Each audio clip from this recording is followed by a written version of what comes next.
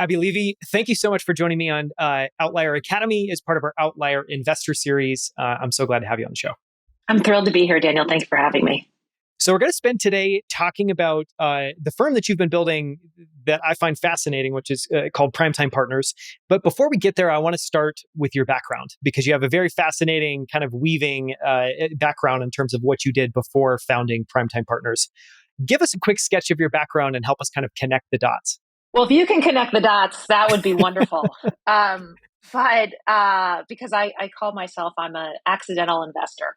My background is I've always worked in business. I started my career at McKinsey and Company after college and went to business school, and then started about 20 years of working with brands, always on business building. I worked at brands like OXO and SoulCycle. I was a founder of a business called Thrive Global with Arianna Huffington in the wellness space. But in each of these cases, whether I was an advisor, an operator, or a co-founder, was always around taking an idea and kind of getting from 0 to 1. Even in the case of SoulCycle, it was figure out how we build a digital business, aka Peloton. Was coming on strong. So I think that's kind of been the common thread through a lot of my experiences working with different businesses. So that when I became fascinated with this question of what happens to us as we age. What is our role in society? Why does it seem like we plan to age 50, 55, and then there's this big gaping white space of what you do next? When I began to look at that, prompted by my father's experience of prematurely retiring and having 20 years of not having that professional life anymore, I started writing business plans because that's what I had done for my clients. That's what I had done for the brands I'd worked with. I'd always just written a business plan to create a new product line, if it was OXO, or a new business, if I was working with Hearst, et cetera. So that's what I did. And I wrote about 4 business plans, not, let's be clear, very loose, like Word documents, dot dashes. And I forget who it was, but a friend of mine said to me, why don't you just start an investment platform to fund dozens of these businesses focused on the aging population, not just these 4 you've been noodling on. And so that's how I became an accidental investor, was that the right startup for me to build wasn't one of these media companies or operating companies as I was thinking about them, was actually an investment platform. So that's how I ended up in venture. And then I was very lucky to partner with my partner, Alan Patrikoff, who, Alan has been, founded Apex Partners. He is the AP of Alan Patrikoff of Apex. He founded Greycroft, which is now, 2 to 3 billion under management. And that was also happenstance because I was talking with my good friend from business school, John Patrikoff, told him I was starting a venture fund focused on aging. And he dropped his fork and said, holy bleep, that's what my dad wants to do. And since Alan and I had known each other professionally, he was an investor in mine and Ariana's company, Thrive Global. It was an easy kind of fateful moment to reunite. One of the things you've mentioned, I don't know if you've said it so far in this interview, but you've said it before as we've been talking, is that you were always meant to do something in business. Where does that come from? Was it just this compulsion? Was it a fascination with businesses and what they do? Where did that interest come from? Well, I think, first of all, it comes from I grew up sitting around the table with a small business owner.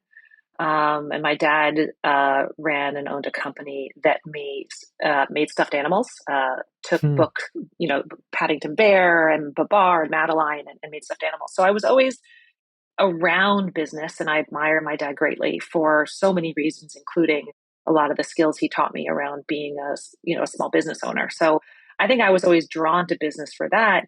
But then I had a bit of a Goldilocks experience. Like I studied languages and government in college. I thought I wanted to go into government. Then I spent some time in the summers there. I was like, maybe not. And I spent time on staff for Teach for America because I really committed to public education. And I found myself sneaking in the marketplace section of the Wall Street Journal and kind of hiding that I was reading it while working at Teach for America. So I think it's all these little pieces, drove me towards the efficiency that the private sector can have, the innovation, and also just the speed at which you can do things. Having worked in nonprofit, having been exposed to government, you just really underestimated, particularly in America, how amazing our business sector is. It's where It's where it happens. So Hmm. I think that's why, in some ways, it's just a foregone conclusion that I would always work in business. Yeah. I want to talk a little bit about the founding story of Primetime Partners. And you already talked about a couple of the elements there of kind of happenstance, knowing somebody that knew Alan Patricof, obviously.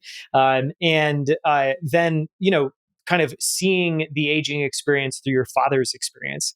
Were there other things that kind of, I don't know, made you begin to pay attention? Because I know this was an area you were obsessed about for a long time. What fascinated you and obsessed you about this problem or opportunity?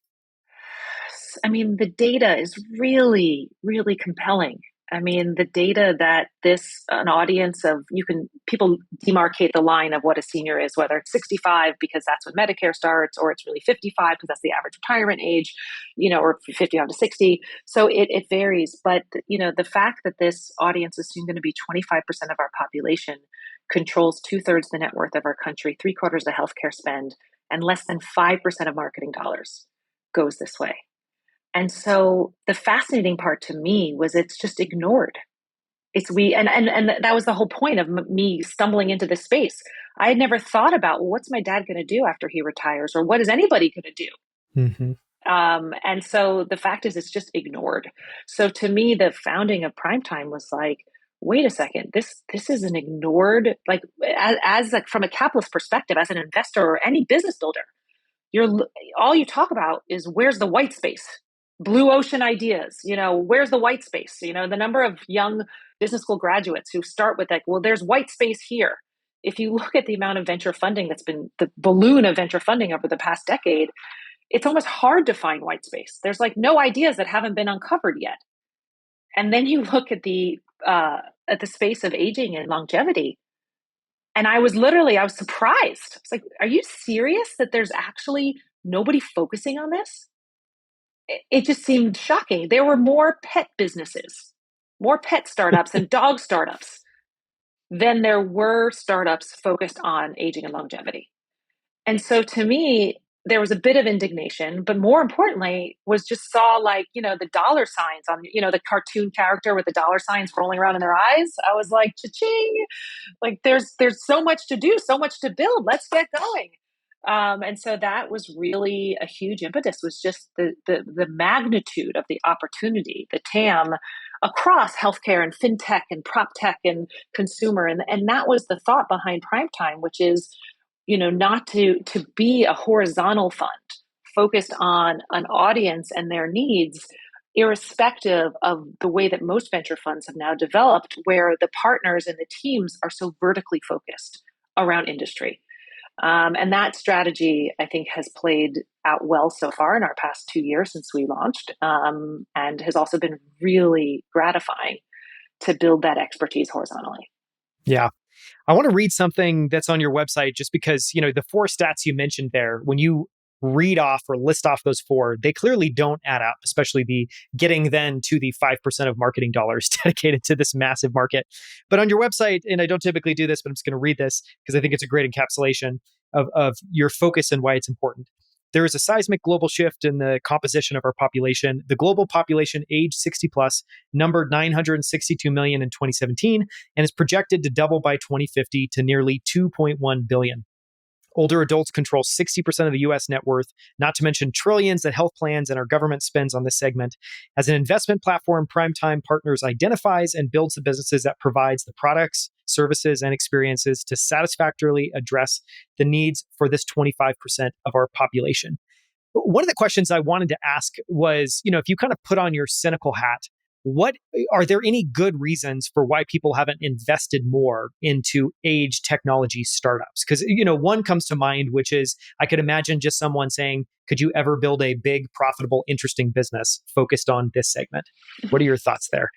So, with humility, I'll say, I'm not the first investor to get excited by the data. When we started, I mean, most of our peers in other venture funds had a bullet point in their investment themes around the gray tsunami. Or, I mean, the data is the data. This demographic shift is not a surprise. And so, it's not that investors haven't been looking. The biggest constraint has been there haven't been founders building businesses.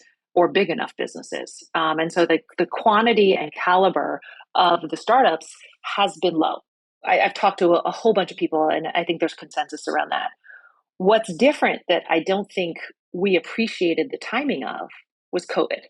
And COVID obviously would never wish to have COVID have happened. But what it did do is it opened the eyes to hundreds of entrepreneurs of how much needs to be built for an aging population, because every person in our country started becoming a caregiver, whether it was helping your parents or your grandparents find a vaccine, get delivery of their groceries, use FaceTime or some sort of social media app to stay in touch with people.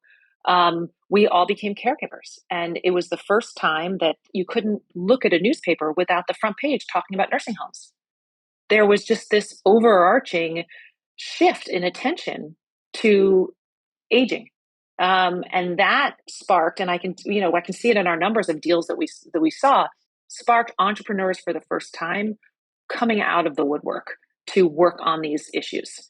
We talk about the healthcare side, but 50% of Americans are run out of money because we don't have enough retirement savings. That also came to light.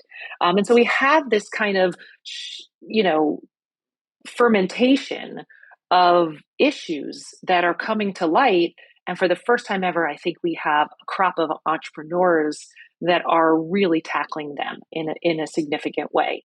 And entrepreneurs who are serial, not just, new folks with a nice idea, but serial entrepreneurs who have turned their attention to this issue. So I would say the number one constraint of why there haven't been big businesses built in this space has been just a constraint of entrepreneurs building in the space. And during this time, a company like Papa, has gone from zero to, a valuation of basically being a unicorn in the space. I mean, there's been a lot of activity, but I would say we're just at the beginning, Daniel. We are just getting started in this ecosystem. And so there still are a lot of barriers, but one of the ones that I think has been dismissed is this issue of, older adults don't use technology. And with 77% of older adults using telemedicine during COVID, 77% of older adults, it's a staggering number. Like, to say that who would have ever thunk it that you would have this population using video to talk to their doctors? It's changed everything. One of the questions, and it's a bit of a tangent from what we've been talking to, we're going to come back in a second to kind of the thesis and your approach and some of what you're investing in at Primetime. But one of the things I was curious about, you talk about these staggering stats that just make sense. One of the things I wanted to ask was what it was like going and raising funding, because to your point, there are a bunch of generalist investors that maybe have this as a sub bullet. And then here you and Ellen Patrikoff are basically saying, we're building a venture platform that's completely focused on this. We're going to be experts in this area. Did that resonate with people? Did people have a lot of questions? What was it like going out and raising for this fund? Well, just to set the context, we started fundraising in June of 2020. So basically 2 months into the pandemic. Since I'm the general partner, the lead general partner, I'm a first-time fund manager. And so we intentionally did not go talk to institutional sources of capital because timing, because of first-time fund manager. And then lastly, because we only needed $50 million. We were starting out with, our target was 35 for fund one. And so given that, I think, so that's just to set the tone of then what kind of fundraise it is. So in that sense, then it is high net worth individuals, family offices, and turns out some strategics. And so when you're talking to those folks, many of whom are 50 plus, there was not a single person who didn't nod their head and say, yeah, like, why hasn't this been done before? So the data speaks for itself. The logic of a horizontally focused fund, all of that made sense. I think the only piece that we got a couple of questions on, which was your question, Daniel, which is there are no proof points. There are no, other than care.com and GrandPad, which got bought by Best Buy. There were like 2 or 3 examples of successful exits in this space. And so, what we said was that we're at the beginning of this category and, it will be a long road. We're 2 years in. We've had a lot of step ups. Everything in venture has been up and to the right over the past 2 years, so I cannot take credit for it. But so everything's going well, but it's a long road. So I think that's where I think the intellectual and emotional alignment was there with our LPs. And then I think, for a couple of our LPs that are nursing home operators and hospital systems, I think it's been a very symbiotic relationship. And that has been super easy because they understood the opportunity and they wanted to see the deal flow. And that's what we've been delivering upon, is really being able to show our strategic investors, here's what's going on in this landscape. We've looked at 900 businesses in the past 2 years. We're, seeing 10 companies a week. We're just sucking it in, sucking it up, and then being able to share it. Yeah. I was just going to say, the other thing is, if you're going to go fundraise, having a partner like Alan Patricoff's amazing, because he's been doing this for 50 years. And his ability to say, okay, that didn't go so well, or, you don't win them all. And just recognizing that, especially for someone like me, who's kind of used to a pretty high marks and success rate, that you have to just bear with it when you fundraise, that there's just going to be some conversations where it's just not in their investment theme. Like, they don't do venture, or now's not the right time. And so you have to be okay with some no's. I'm typically not okay with no. And Alan had the experience set to kind of temper me a little bit, to say, that's normal. There's going to be a lot of no's. That's great advice. I want to ask about two questions of the strategy, the strategy of how you're deploying capital and what you're doing at Primetime. And one of those is, you're relatively early focused, or you are early focused. You're doing seed through Series A. I'd love to, if you could talk a little bit about why that's interesting. And then the second piece would be incubations. Incubations are not necessarily a new thing for venture funds, but it's interesting to me that made sense. And you talked about some of these business plans. I'd love if you could flesh out both of those. Yeah, I think they kind of go hand in hand, which is because this industry is just being born, in a sense. I believe it is, that going early stage makes sense, because that's where you've got the most volume of opportunities. There isn't as many great quality later stage deals to do. And so one of it was based on supply. Mm-hmm. The second reason for staying early is just based on me. Where my experience set comes to bear is in 0 to 1. And I think we're able to be really helpful to our companies. We now have 26 portfolio companies. We're very much in the weeds on introductions and strategy and PR and visibility and all of the things that I like to work on. So I think part of it's just what we're good at. We have, Ray Jang, who works with me, he's a former founder himself. Like, it's kind of a good place to be. And then the third is just pricing. Like, to compete in the later stage rounds with this pricing, particularly when we started the fund, when digital health through COVID just ballooned and fintech was ballooning, I had sticker shock. And so being a $50 million fund, it's just, that's where you play.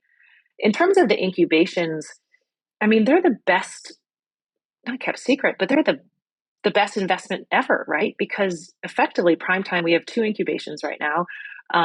One's, you basically get founders shares. So you trade your sweat equity for, a sizable equity piece in these new businesses. And particularly for us, because we came to the table understanding the white space, knowing where the white space was. And if we didn't see a company that was satisfying that white space, well, let's go find a venture studio partner. In each case, we're working with 2 venture studios. We don't have a team internally. We're a 4-person team. We can't incubate something ourselves.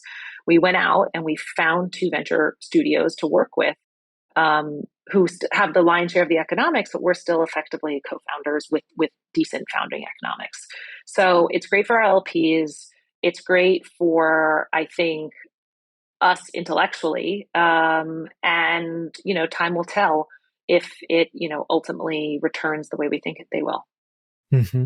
I want to ask one more question, which is, so you've talked about Primetime Partners as being a platform, and this idea that you're horizontal, so you can invest across disciplines, across industries, which makes sense given the thesis. But one of the things you said in a previous conversation is that the major, meaning the thing that you're, basically the moat or the main skill that you're bringing to what you're doing, is that you are becoming experts in consumer behavior of an older population, which I find fascinating. Talk to us a little bit about what that means, what you've observed, and some of the things you've learned when it comes to that consumer behavior. Absolutely. I mean, I think the thing that and maybe it's because my background is in marketing that I tend to focus on this, but our portfolio of 26 companies is a mixture of D2C, B2B2C, B2B. But at the end of the day, there's an older adult user in the mix. And so a couple of things that we've learned that we've been able to share across the portfolio, content really matters. This Hmm. audience makes considered purchases. It is, not influenced by someone on TikTok or Instagram. They're going to research and learn themselves. So content marketing really makes a difference. Affiliate marketing, trusted brands make a difference. Elements of micro segmenting. So, I've said a gazillion times when there's a founder that comes with a pitch that talks about seniors as this monolithic group, it's like saying the audience 18 to 45 is one group. Like what founder would ever start? We're targeting 18 to 45, period. Like no subsegments, no target personas, nothing. So, the as we age, we only get more idiosyncratic. And so figuring out who the micro segments are within an aging population is really, really important. I think other things we've learned really tactical. A lot of founders want to target the adult child. They say, well, we'll get to the adult child and they will influence the senior. And I always ask that person, does your grandmother buy what you tell them to buy? Does your parent do what you tell them to do? No. No. So why do you think that by targeting an adult child, you're going to build a big business? Like if the senior has dementia and it really is under the care and supervision of adult child. So I think the reason I'm bringing up these examples is we're seeing in practice through our portfolio things that are working and not working. And we really do share those insights because stuff that's happening on D2C, what one of our businesses is doing in fintech on Facebook, has applicable learnings to something that a payer-focused business is doing around enrollment and engagement for a healthcare product. Yeah, even just your note on, how you market and acquire customers is very, even just in the couple of glimpses you've given there, it is very different than if you are running a business that's targeting millennials or Gen Z or Gen Y. So it makes sense that one, there's unique expertise there, and then two, that it's basically like going from 0 to 1 in a whole new form of marketing and a whole new form of advertising, user onboarding, all of it. One of the Yeah. questions I wanted to ask about was if we bubble up for a second, and just kind of, I think it's helpful for people. We've talked about some of the stats around aging, but as I was preparing for this, I kept trying to get to like, what is the big idea? And the best I could get, and I'd love you to help push back on this and shape this, is that really, we're going through a period where, as you said before, we're going to live 100 plus years. So we're getting to a point in civilization where many, many, many of us are going to live more than 100 years. That has an enormous amount of ripple effects. That means that we're going to be retired for longer, so we need more savings. That means that we need meaning in our lives, so we might want to work when we're older. What do those employment opportunities look like? There's health, there's insurance, there's entertainment, there's a bunch of things there. Talk a little bit about that, what living to 100 changes and what you think are some of the most staggering knock-on effects of just people living longer. And then we can go into some of the areas. I mean, it's hard because sometimes I feel like I'm like the Grim Reaper at cocktail parties because I'm like, talking about all these issues of what's missing. But I think you hit upon a bunch of them. I mean, you've got within financial products and services, there's our whole financial services industry is focused on asset accumulation. Work hard, spend more, use credit cards and mortgages to spend more. And then the back half of your life is asset decumulation. And there's not a lot of products, services, or conversation around asset decumulation. Another really good example is that this is very focused, but our OB-GYN, our obstetrician and gynecologists, are trained on fertility and birth. Hmm. Less than 5% are trained on menopause. Wow. You can go literally category by category. Take housing. Housing is literally like bigger, bigger, bigger, bigger. And then once you can't live alone, you have to go to senior housing. There's nothing in between. There's nothing in between living by yourself and living in a basically a hospital-like environment. There's a very little in between. There's only 2 million senior living beds in our entire country. Like, we don't have that white space of housing. We don't have that white space of financial planning. We don't have that white space of femtech. We don't have that white space in employment opportunities. We have internships and job training for young people, but what happens, with off-ramping and that whole question? So I guess what I'm saying is the opportunity is in this gap between 55, 60 and death. What are the businesses that support what that experience is? Mm-hmm. And it's across every aspect of life. The only place I've seen some really good work is some of the dating apps for seniors are fantastic. So we have definitely figured out dating. The most important. That's the tip of the pyramid, and then we'll work our way down from there. Exactly. You have to go I'd on love Medicaid, but you can date. Great. Well, it's good to know Yeah, we've got that solved. I'm sure there's a lot exactly. of happy dating seniors. I want to zoom into some of the problems because I think, one, it's interesting to explore really specific examples. And it also, I think they're all visceral. One of the ones, you have this amazing paper, I believe it's available on your website, called The Prime Take on 2022, the collision of age tech and fintech, which is wonderful, which basically talks about here's all the issues that are popping up that are unsolved around living longer and what that means. And then here's the kind of intersection of where these things show up in financial technology and innovation. And one of the ones is the stat you brought up earlier that is Grim Reaper-ish, is the fact that 50% of people will run out of money while they're retired. And it's an interesting example because it seems like a lot of, sure, some part of solving that can definitely happen once you are retired, let's say 60 plus. But a lot of that maybe has knock-on Mm-hmm. effects for what you do when you're 30, 40, 50. And you brought up this idea of Alto IRA and in more diversification, investing in alternatives. Talk a little about that example and some of the interesting things you're seeing around how people are trying to solve that problem. Absolutely. I mean, listen, we have an issue, just breaking it down. I mean, as humans, we want to maximize today. We don't want to plan for tomorrow. I mean, it's just kind of a instinctual reflex that we all have. And the single best thing that we can do as younger people is to maximize our 401ks or any retirement plan because it is the only free money we get. It is free money in the sense that if your company matches you, it's tax deferred. It is literally the best thing you can do to plan for your retirement. And 401ks are woefully, first of all, a lot of people don't know, a lot of employers don't offer them because they're small, and a lot of people don't take them up on it or only put what they think they can afford today, not thinking about the value of that money there versus being spent on Starbucks or whatever else.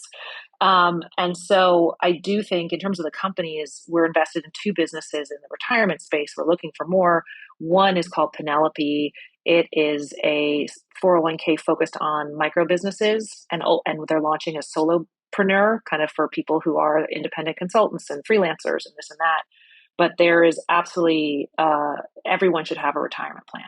So that's kind of point one. It's like you can't talk to any economist or academic who doesn't say have a retirement plan, max it out. Then within that, we're invested in a business called Rocket Dollar. Traditional 401k fund administrators like Fidelity, T. Rowe Price, Vanguard, they legally are not. They offer you mutual funds. They are not allowed to offer alternative investments. Now, obviously, the bottom crashing out on crypto, has made many people skeptical or nervous of alternative investments.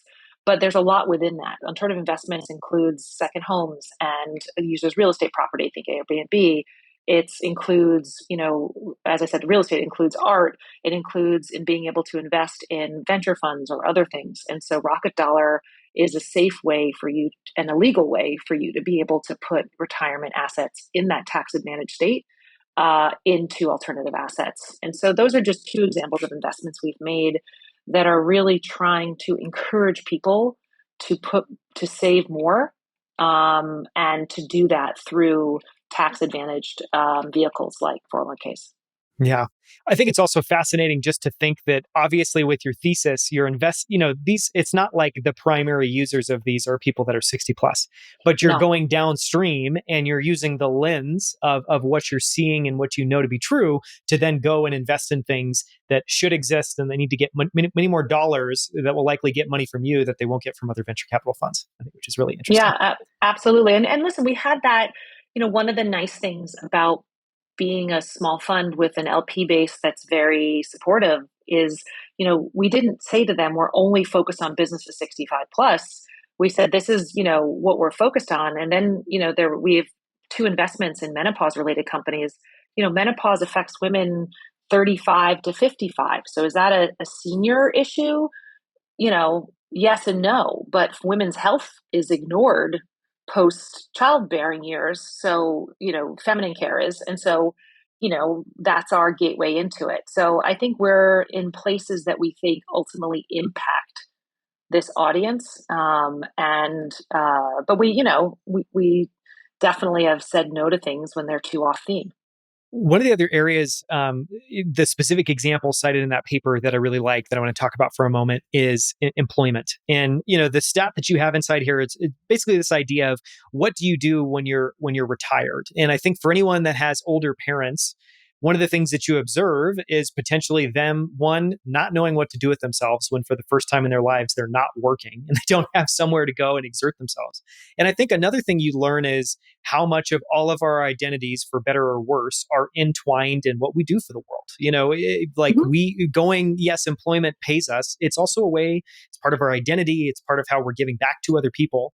One of the stats you have inside here is by 2024, workers aged 55 and older will represent 25% of the nation's workforce, which is staggering. With the fastest annual growth rates among those aged 65 and older, and 1/3 of adults, claim they plan to work longer as a result of the pandemic. So just to repeat that, 25% of the workforce after 2024 is 55 plus. What are you seeing there, and what companies are being built that excite you? I have to be honest, this is an underrepresented area. So if there are any founders listening to this, please reach out to me. We have some ideas of what needs to be built.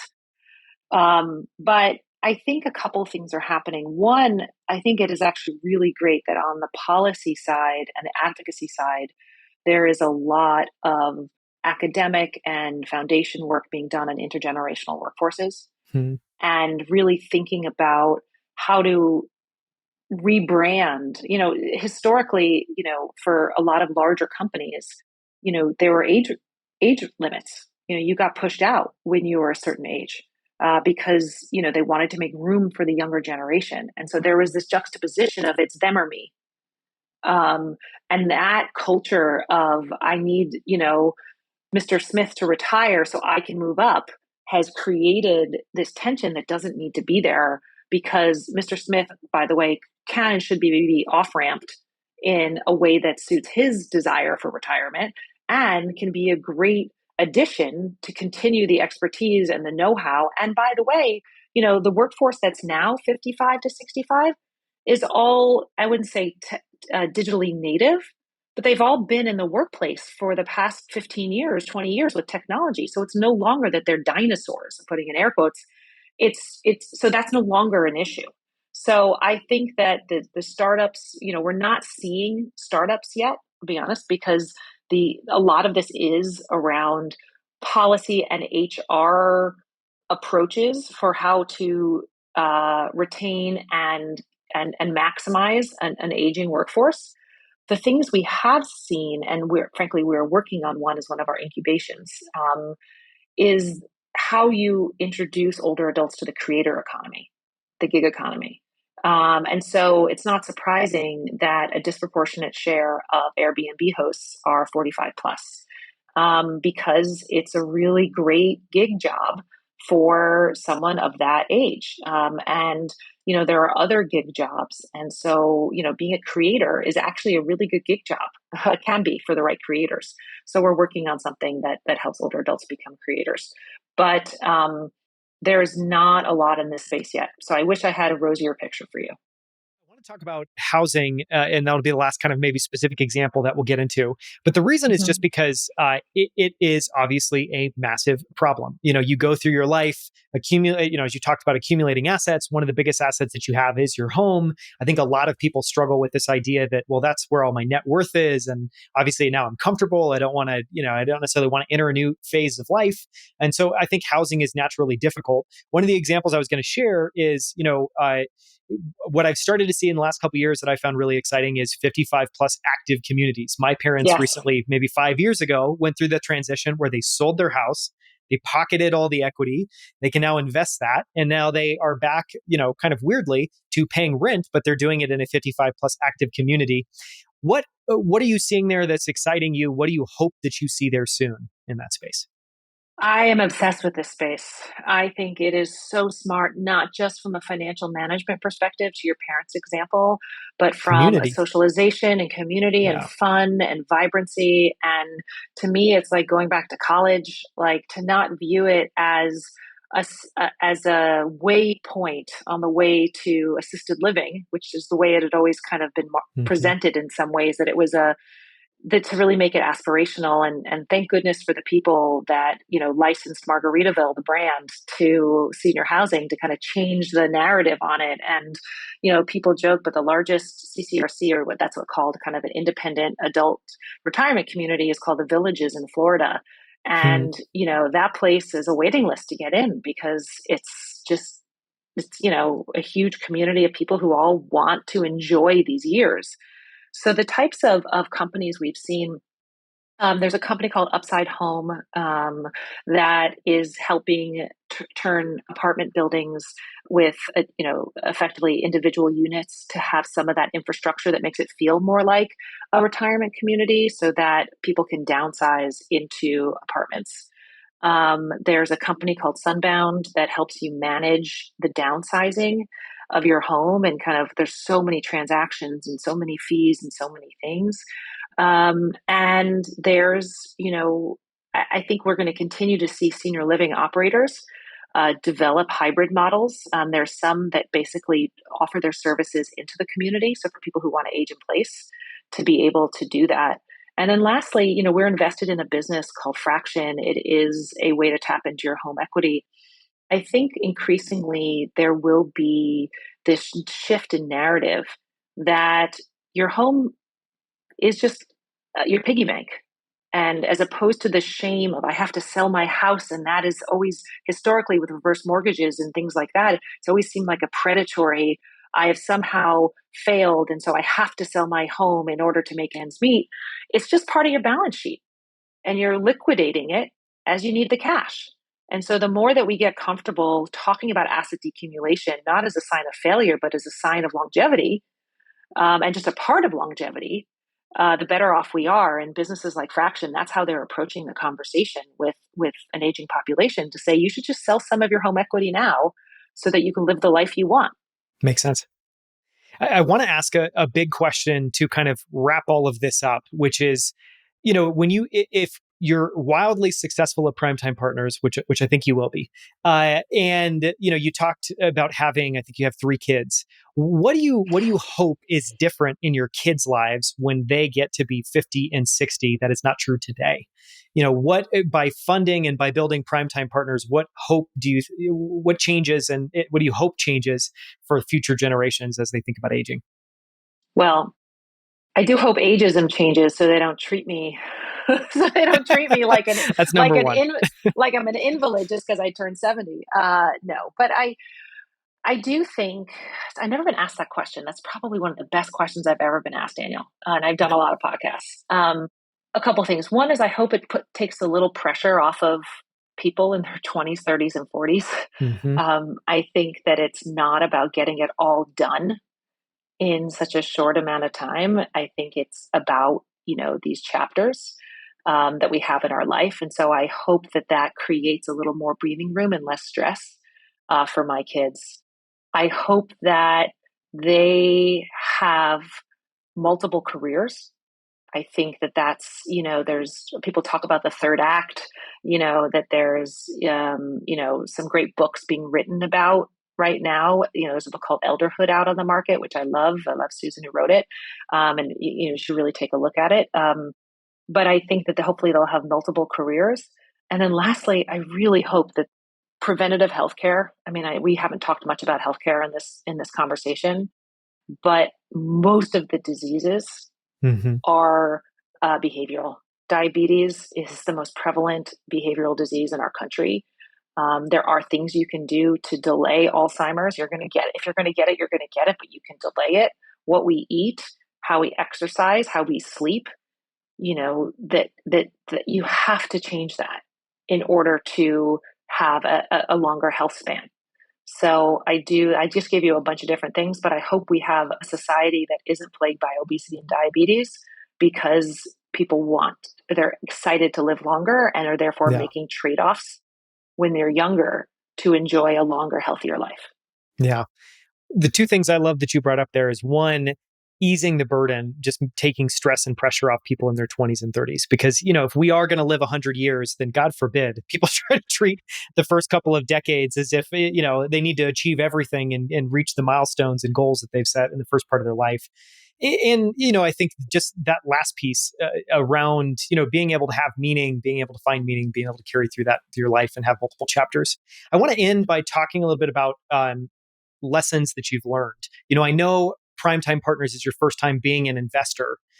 I guess the things I'd be curious to know are what has surprised you the most about being an investor versus being an operator? And then the second is just any big lessons learned. And that could be things you might share with someone else who's thinking about starting a fund or, things that just strike you as you think back on the last couple of years. I'll start with the second question first. I think in terms of lessons learned, having strategic LPs and people who are interested in the problems that your companies are solving as investors, as advisors, it changes how quickly and easily you can help the portfolio.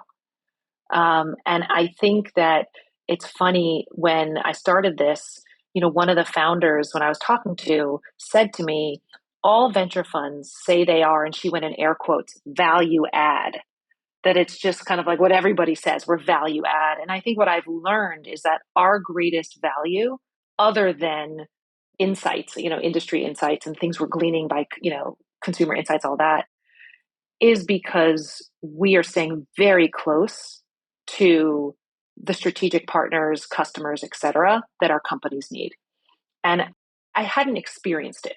It makes sense. It's common sense.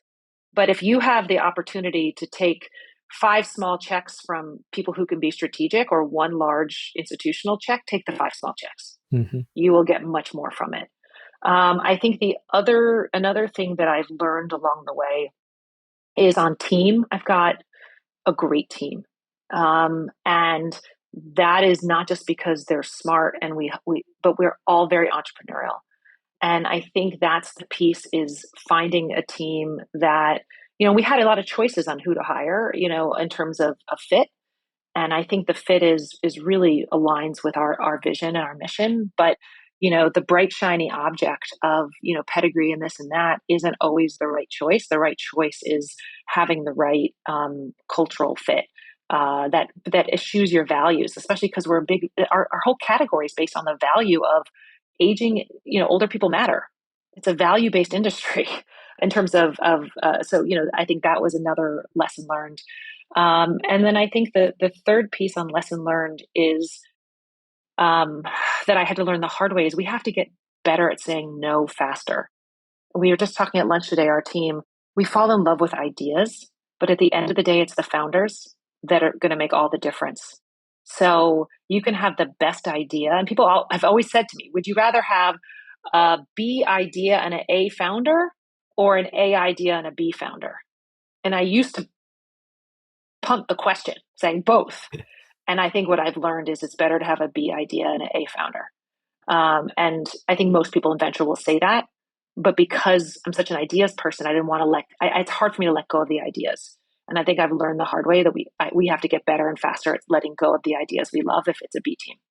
Yeah, that's very well said.